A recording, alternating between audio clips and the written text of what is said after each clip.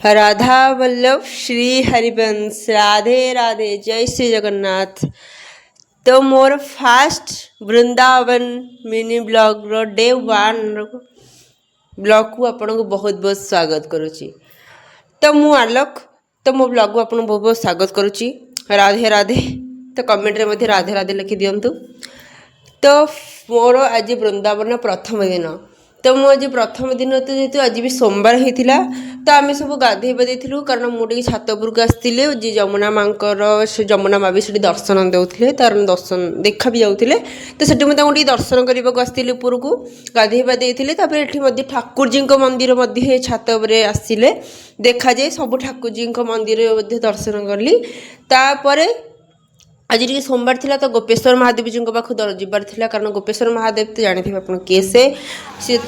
गोपेश्वर महादेव तो आम आज क्षीर लगे कर सहित आम दर्शन करार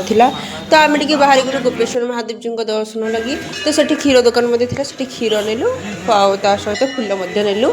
अर्पण कलु। तो ये महादेव जी पाखे निजे जा क्षीर अर्पण करती ब्राह्मण अच्छा तो निजे जा क्षीर लगे करें तो आमर तो ओडिशा रे एत माने निजे ब्राह्मण को देले सी कर कि माली महाप्रभु को देले सी कर क्षीर लगे किंतु एठी निजे करि परिबो तापर आम टे बाहर पड़े बंशीपट तो बंशीपट जाकि बुलाबुली कर दर्शन कर बसिलु नाम जप कलु तापर आम टे बाहर थिला तो आज ठाकुर जी को सब ठाकुर जी को दर्शन कर लगी आज तो देखा कहूँ तो वीडियो कंटिन्यू रुहतु आपड़ देखु श्री बंशीपट।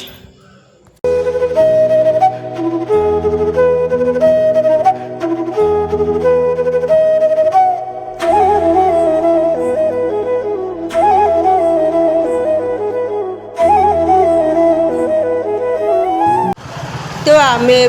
चलू श्री बांके बिहारी लाल को दर्शन करने तो बांके बिहारी लाल को दर्शन करला बहुत भीड़ भी होता तापर आम से भीड़ को न मानिक जमी दर्शन करूँ कलु खूब शीघ्र दर्शन होगा। बोलो बांके बिहारी लाल की जय। देख ये तो नाम होता तापर आम टे मंदिर भितर भी पशिगलु आज ठाकुर जी एत सुंदर दर्शन थिला तो मुझे भाभी नी आउ थे आसिक एत सुंदर दर्शन करनी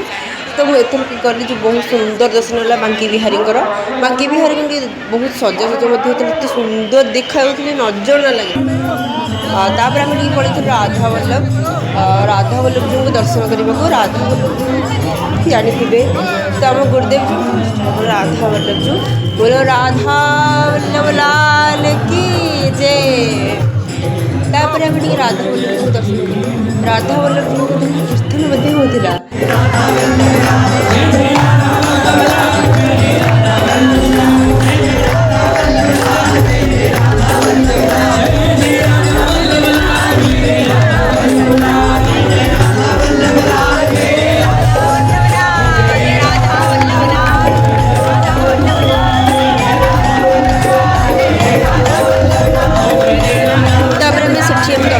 राधा वल्लभ जी को पलैलु तापर पाखे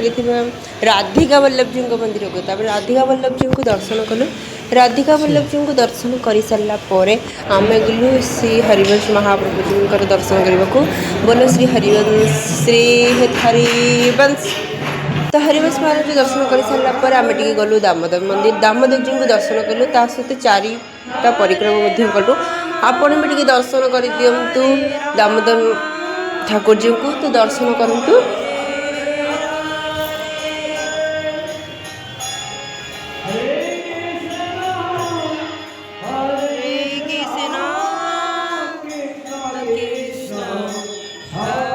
तापर आम ठाकुर जी को दर्शन कर सारापर तो मु वृंदावन आसी लस्सी पीबी नहीं तो सहीटा के लस्सी आम 3 जन जाक पीदेलु तापर आम बाहरलु कड़े ना निधिवन जानी तो निधिवन कौन हुए ठाकुर जी श्रीजी बासलीला हुए तो निधि मैंने से वृंदा सखी को सब माने से जो तुलसी गछ अच्छी तो राति से गोपी मैंने हो जाती कृष्ण को सहित रास करती तो सहीटा आप मुझे जी फिल करिकी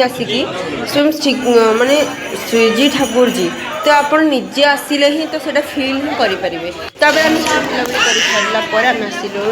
कुन्नी राधारमण राधारमण राधारमण राधारमण तो राधारमण को दर्शन देगी तो राधारमण भी आपको दर्शन करूँ बोलो राधारमण लाल की जय तापर आम दर्शन कर एबे आम गलु प्रेम मंदिर जीवार था तो प्रेम मंदिर जमी जी कारण प्रेम मंदिर वृंदावन आस प्रेम मंदिर जी सेटा कि हो तो समस्त भी जाते प्रेम मंदिर तो देखी थे आप कौन कहि तो आम 4टा बेले थिला तो 4टा बेले टिके वीडियो शूट कर तो 4टा बेले आम गलु खरा भी बेसी नाला बहुत कम थिला जानते तो सेपटे तो बहुत गरम हुए आमर भी ताठू अधिक भी गरम हुए तो तापर प्रेम मंदिर भ्यू टी देखी दियो तो राति बेला मुझे वीडियो कर पारे कारण राति बेला जाइनी संध्या बेला आम इस्कन जीवार तो देखु बढ़िया भ्यू माने प्रेम मंदिर एते सुंदर जगह तो निजे आसिले आप अनुभव करेंगे श्री कृपाली महाराज एत सुंदर बोले आप निजे ही आसिले उपभोग करेंगे।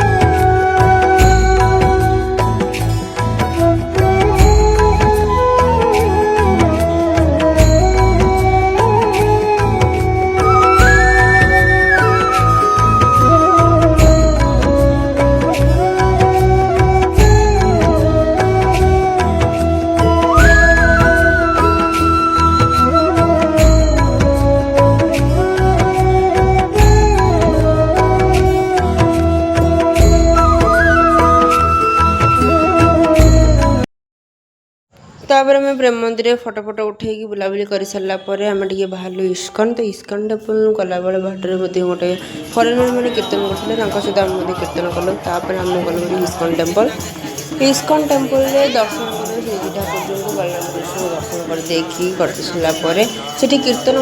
कीर्तन आम आड हलु कीर्तन आड हेबुनि कीर्तन हो मु आड हेबिनी तो कीर्तन है ठाकुर जी श्रीजी को दर्शन कली तापर इस्कन शिला प्रभुपाद दर्शन कलु ता सहित आम माने इस्कन छोटे म्यूजियम थिला म्यूजियम रे देख दर्शन से देखिकी आम बाहर रूम को तो मुझे ब्लॉग भल लगे लाइक कमेंट शेयर निश्चित करेंगे रही जय जगन्नाथ राधे राधे।